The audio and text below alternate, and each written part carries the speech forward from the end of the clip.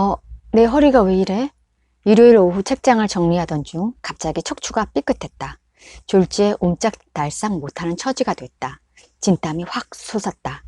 때마침 집안엔 아무도 없었다. 핸드폰도 다른 방에 있었다. 병원에 연락할 수도 없었다. 꼼짝없이 누워있자니 별의별 생각이 다 들었다. 평생 이렇게 누워서 지내야 되는 건 아닐까? 다시 괜찮아질까? 슬며시 허리를 움직여 보았다. 엄청난 통증이 밀려왔다. 절박함 때문이었을까? 문득 통증을 자세히 관찰해보면 무슨 해답이 나올지 모른다는 생각이 퍼뜩 들었다. 문득 통증을 자세히 관찰해보면 무슨 해답이 나올지 모른다는 생각이 퍼뜩 들었다. 그래, 이 통증 속에 깨달음의 기회가 숨겨져 있을지도 몰라. 어떤 깨달음이 숨겨져 있을까? 눈을 감고 통증을 자세히 느껴보았다. 눈을 감고 통증을 자세히 느껴보았다. 통증은 빨갛고 단단한 큰 덩어리처럼 느껴졌다. 하지만 이 세상에 고정된 건 아무것도 없다. 하지만 이 세상에 고정된 건 아무것도 없다. 통증이 가장 심한 부분에 초점을 맞춰 더욱 가까이 끌어당겨 자세하게 살펴보았다. 통증은 아주 미세하게 오르락 내리락 했고 통증 사이사이엔 지극히 짧은 멈춤의 순간들이 있었다. 맞아. 통증은 고정된 괴물이 아니야. 통증은 고정된 괴물이 아니야. 변화하는 거야. 통증이 움직이는 것이라면 나는 그 움직임에 리듬을 맞춰 확대시킬 수 있다. 통증이 움직이는 것이라면 나는 그 움직임에 리듬을 맞춰 확대시킬 수 있다. 나는 천천히 그리고 부드럽게 호흡을 들이마시며 통증의 리듬을 맞춰 나갔다. 통증 덩어리가 리듬을 타고 풍선처럼 점점 부풀어 오른다고 상상했다. 통증 덩어리는 어마어마하게 부풀어 오르면서 점차 색깔을 잃어가고 있고 갈수록 희미해졌다. 더 확대시켜 우주 전체로 퍼져나간다고 상상했다. 통증이 아직 남아있는 곳은 어디지? 그곳을 더 확대시켜 자세히 보았다. 확대할수록 그곳 역시 점점 더 희미해졌다.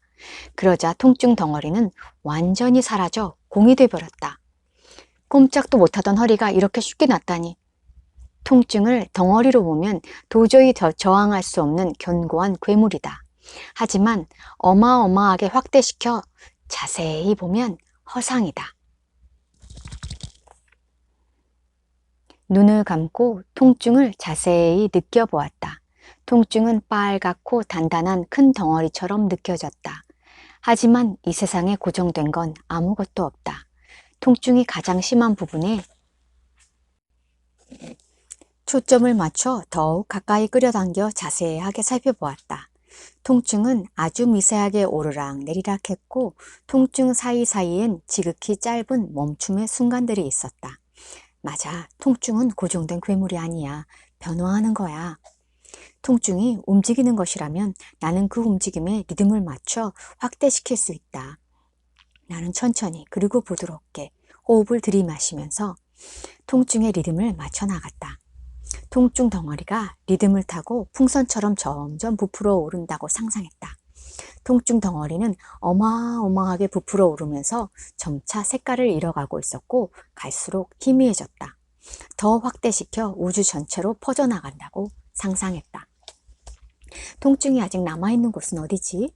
그곳을 더 확대시켜 자세히 보았다. 확대할수록 그곳 역시 점점 더 희미해졌다. 그러자 통증 덩어리는 완전히 사라져 공이 돼버렸다.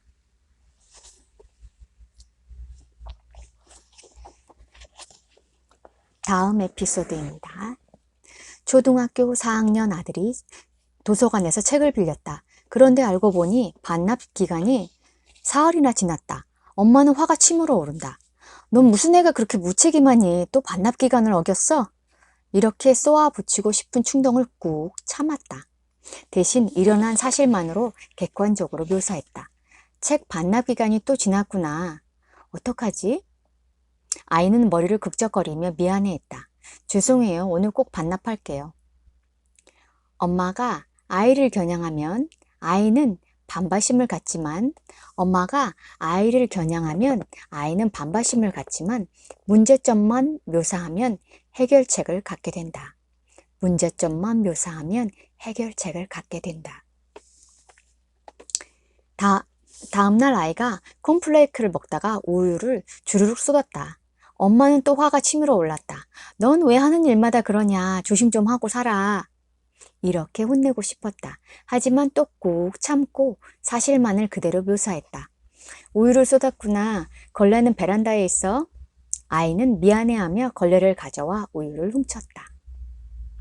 방 안에 책들이 널려 있었다. 엄마는 또 화가 났다. 아유, 방이 꼭 돼지우리 같구나. 당장 치워. 이렇게 소리 지르고 싶었지만 또 꾹 참았다. 대신 일어난 사실만 묘사했다. 책들이 바닥에 널려 있네. 지금 치울게요. 아이는 얼른 책들을 치워버렸다.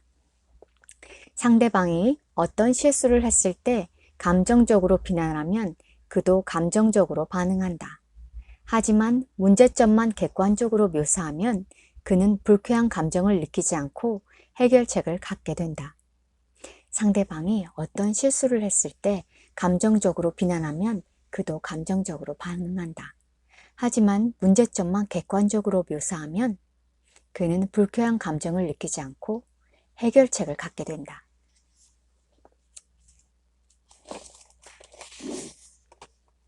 또 다른 에피소드입니다. 맞벌이 주부인 정윤영 씨는 집에 들어오는 순간 늘 짜증이 났다. 설거지 안 한 그릇들이 싱크대에 수북이 쌓여 있었기 때문이다. 대학에 다니는 두 아들에게 아무리 잔소리해야 쇠기에 경일 끼었다. 얘들아, 엄마가 집에 돌아오면 저녁 준비하기도 바빠. 반드시 설거지 해놓고 가. 너희들은 엄마가 평생 종노릇만 해야 한다고 생각하니? 친구 아들은 고등학생인데도 설거지를 말끔히 해놓고 간다더라. 너희들은 고등학생만 못하니? 이렇게 잔소리하면 두 아들은 어김없이 변명거리를 들고 나왔다. 설거지하고 가려고 했는데 지각할까봐 어쩔 수 없었어요. 일찍 돌아와서 설거지 할 생각이었는데 늦었네요. 그럼 상대가 진심으로 행동을 바꾸게 하려면 바꾸도록 하려면 어떻게 해야 될까?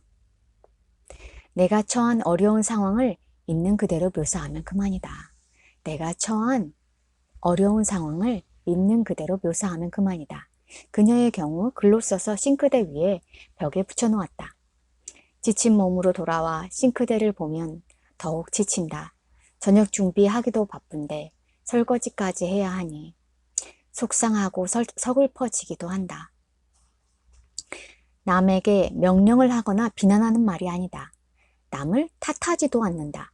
단지 남으로 하여금 내가 처한 상황을 바라보도록 솔직히 묘사한 것이다. 다음 날 그녀가 귀가해보니 싱크대는 텅 비어 있었다. 저녁 때 돌아온 큰아들이 말했다. 엄마, 저희들은 엄마가 그런 어려움을 겪고 있는지 몰랐어요. 그냥 습관적으로 듣는 잔소리라고 생각했어요. 죄송합니다. 앞으로 열심히 도와드릴게요. 짤막한 글 한마디가 아들의 마음을 완전히 돌려놓았다. 아들은 자신의 행동으로 인해 엄마가 어려움을 겪고 있다는 사실을 깨닫고 스스로 돕고 싶은 마음이 생겼던 것이다.